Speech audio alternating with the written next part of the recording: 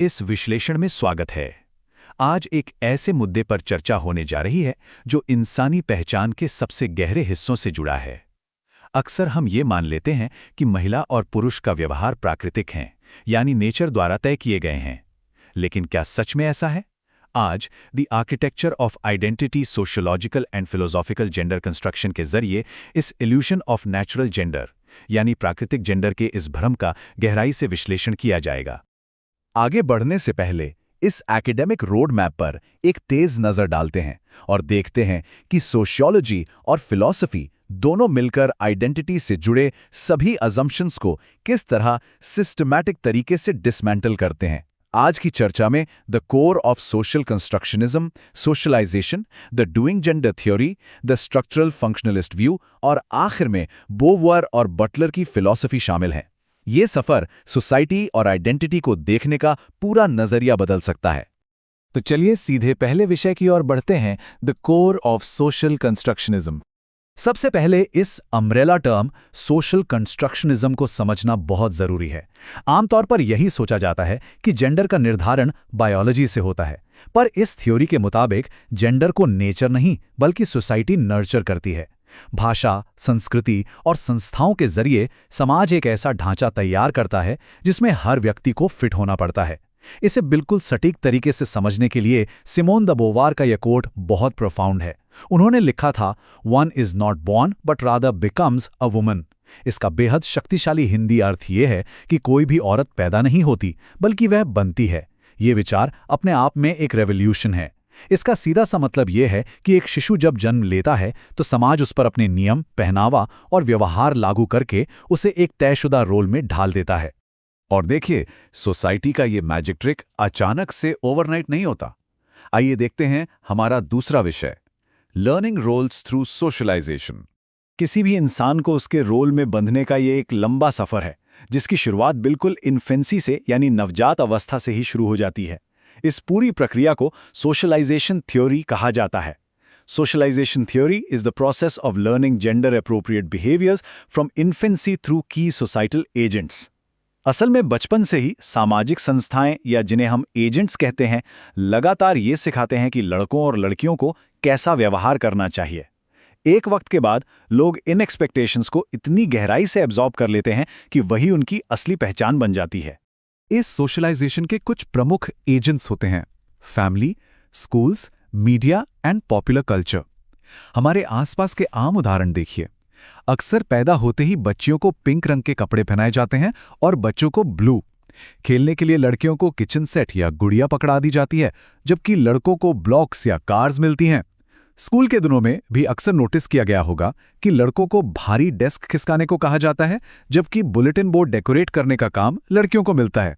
Media और culture भी मर्दों को पावरफुल लीडर और औरतों को होम मेकर दिखाकर इन भूमिकाओं को लगातार और मजबूत करते हैं। यहां से चर्चा को थोड़ा और आगे ले चलते हैं, तीसरे विषय की ओर, द डूइंग जेंडर थ्योरी। यहां एक बहुत ही दिलचस्प मोड़ आता है। इंसान सिर्फ इन रोल्स को पैसिवली सीखता नहीं है, बल्कि अपने रोजमर्रा के जीवन में एक्टिव तरीके से इस प्रदर्शन का हिस्सा बनता है। तो यहां एक सीधा सवाल जहन में आता है, is gender just a performance? क्या जेंडर सिर्फ एक नाटक या प्रदर्शन है? वेस्टर जिमोमैन का इंटरैक्शनिस्ट पर्सपेक्टिव ठीक यही कहता है। उनके मुताबिक जेंडर इंसान के अंदर का कोई फिक्स्ड ट्रेट या स्वभाव नहीं है, बल्कि यह एक कंटिन्यूअस सोशल परफॉर्मेंस है जिसे लगातार निभाया जाता है। इसका तात्पर्य यह है कि वे do gender in every interaction है। एक इंसान जिस तरह से बोलता है, कपड़े पहनता है या उठता बैठता है, वो समाज को लगातार उसके असाइंड सेक्स कैटेगरीज के सिग्नल्स भेज रहा होता है। और क्योंकि सोसाइटी इन सिग्नल्स पर नजर रखती है, तो लोगों को उन नियम और शर्तों के हिसाब से अकाउंटेबल ठहराया जाता है। अगर कोई इन तय अपेक्षाओं से थोड़ा भी अलग व्यवहार करता है, तो सोसाइटी तुरंत उन्हें नियमों की याद दिला देती है। अब सोशियोलॉजी के एक ट्रेडिशनल फ्रेमवर्क की तरफ चलते हैं, जो टैलकुट पार्सन्स द्वारा प्रस्तुत किया गया था, द स्ट्रक्चरल फंक्शनलिस्ट व्यू। इस दृष्टिकोण के अनुसार परिवार में रोल्स को दो अलग हिस्सों में बांटा गया है, इंस्ट्रूमेंटल रोल्स और एक्सप्रेसिव रोल्स। इंस्ट्रूमेंटल रोल्स मर्दों के हिस्से में आते हैं, जिसका मुख्य काम आर्थिक सहयोग यानी इकोनॉमिक सपोर्ट देना और बाहरी दुनिया के साथ रिलेशन मेंटेन करना है। वहीं एक्सप्रेसिव रोल्स महिलाओं के लिए तय किए गए हैं, जिसका काम इमोशनल सपोर्ट प्रदान करना और घर में स्टेबलाइजेशन लाना है। अपने दौर में इस थ्योरी का ये मानना था कि समाज की शांति और सोशल स्टेबिलिटी के लिए रोल्स का ये क्लियर डिवीजन होना बहुत ही फंक्शनल और ज़रूरी है। लेकिन मॉडर्न स्टडीज़ इस थ्योरी को एक अलग नज़रिए से देखती हैं और इसकी काफ़ी आलोचना करती हैं। यहाँ एक क्रिटिकल नोट पर ध्यान देना ज़रूरी है। आधुनिक सामाजिक विज्ञान का मानना है कि ये थ्योरी पेट्रियार्की या पितृसत्ता को जस्टिफाई करती है। इस दृष्टिकोण पर सीधा आरोप है कि इसके जरिए महिलाओं को सबऑर्डिनेट पोजीशन यानी नीची स्थिति में रखा गया और इस जेंडर इनइक्वालिटी को ही सामाजिक स्टेबिलिटी का आधार मान लिया गया।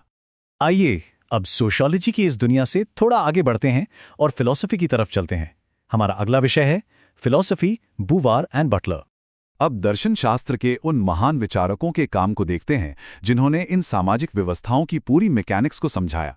शुरुआत करते हैं सिमोन दे बुवार के एग्जिस्टेंशलिस्ट फ्रेमवर्क से, जो उनकी प्रसिद्ध किताब द सेकंड सेक्स से निकल कर आता है। इसमें द सब्जेक्ट और द अदर का विभाजन सबसे अहम है। उन्होंने बताया कि समाज ने पुरुष को द सब्जेक्ट या एब्सोल्यूट ह्यूमन स्टैंडर्ड मान लिया है, जबकि महिला को द अदर का दर्जा दिया गया है, जिसकी पहचान खुद अपने आप में नहीं बल्कि सिर्फ पुरुष के संदर्भ में और बायोलॉजिकल डिफरेंसेस के आधार पर तय की जाती है।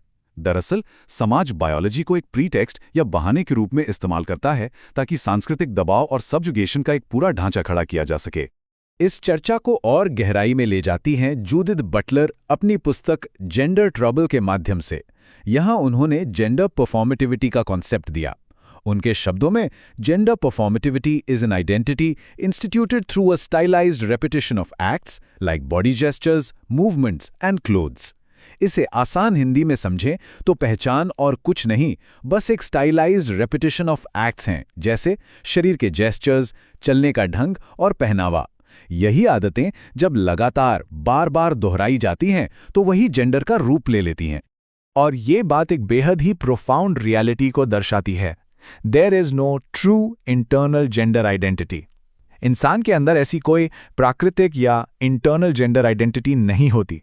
प्राकृतिक जेंडर जैसा दिखने वाला ये पूरा कॉन्सेप्ट दरअसल सिर्फ एक इल्यूजन है, एक ऐसा भ्रम जो अनरिपीटेड एक्शंस और कल्चरल टैबूज की वजह से जिंदा रहता है, जो समाज ने सदियों से तय किए हैं। इस पूरे विश्लेषण को समेटते हुए अब हम अपने आखिरी और सबसे महत्वपूर्ण पड़ाव पर पहुंचते हैं, रिकंस्ट्रक्टिंग अ लिबरेटेड सोसाइटी। सोशियोलॉजी और फिलॉसफी दोनों आपस में जुड़कर इस बात को बिल्कुल प्रमाणित करती हैं कि जेंडर एक नेचुरल फैक्ट नहीं है। Gender is an artificial, fluid matrix that can be systematically deconstructed. क्योंकि इस ढांचे को समाज ने ही बनाया है, तो इसे सिस्टमैटिक तरीके से डीकंस्ट्रक्ट और बदला भी जा सकता है। जब इस आर्टिफिशियल इल्यूजन को समझ लिया गया है, तो यहाँ एक बड़ा सवाल उठता है, क्या हर दिन के छोटे छोटे आचरण और नज़रिए को बदलकर एक समान और स्वतंत्र समाज, एक लिबरेटेड सोसाइटी की पुनर्रचना की जा सकती है? ये सोचने का समय है कि क्या रोज़मर्रा के छोटे इंटरैक्शंस इस आर्टिफिशियल ढांचे को बरकरार रख रहे हैं या उस बेड़ी को तोड़कर आगे बढ़ने का काम कर रहे हैं।